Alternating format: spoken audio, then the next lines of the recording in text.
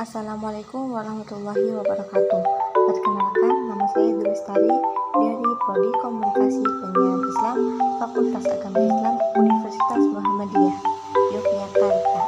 Dalam konten ini, saya akan menjelaskan sedikit tentang kontribusi Muhammadiyah untuk NKRI.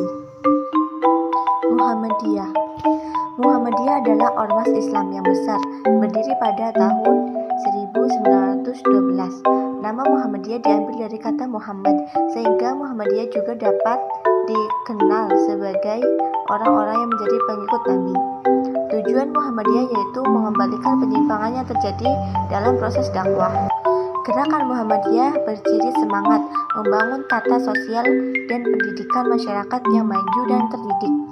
Dalam pembentukannya, Muhammadiyah banyak merefleksikan kepada perintah-perintah Al-Quran, seperti dalam surat Al-Imran ayat 104. Ayat ini mengandung isyarat untuk bergeraknya umat dalam menjalankan dakwah Islam secara terorganisasi. Umat yang bergerak yang juga mengandung penegasan tentang hidup berorganisasi.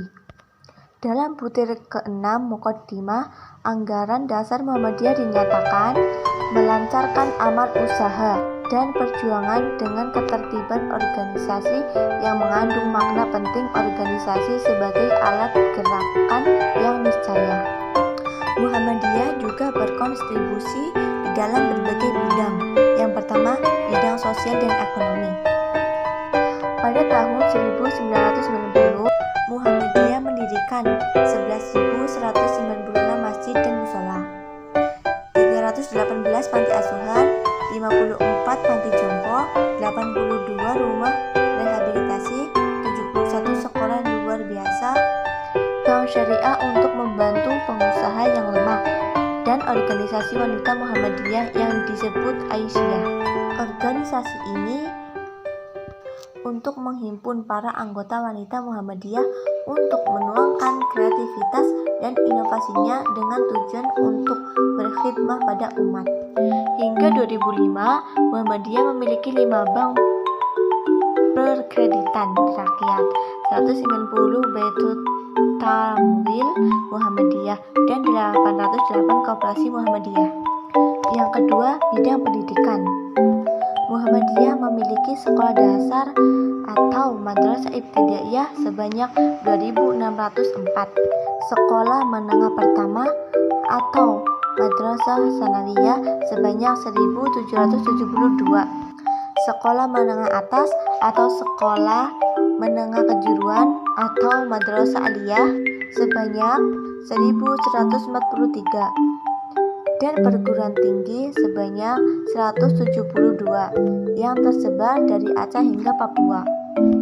Yang ketiga, bidang kesehatan. Di bidang kesehatan, dakwah Muhammadiyah telah mewujud dalam bentuk 97 rumah sakit dan 214 klinik yang tersebar di Sumatera, sebanyak 6 rumah sakit dan 37 klinik.